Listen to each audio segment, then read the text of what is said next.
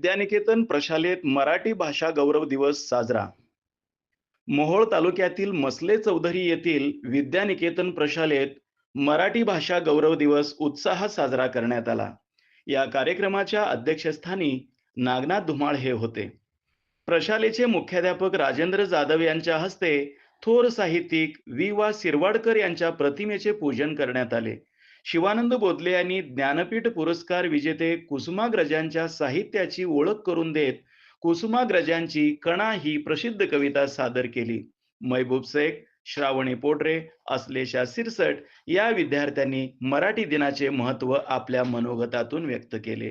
यावेळी श्रीमती कांचन पवार, गजानन पाटील, शहाजी आतकरे, संतोष वाघमोडे, गोविंद जांभळे यांच्यासह सर्व विद्यार्थी उपस्थित होते.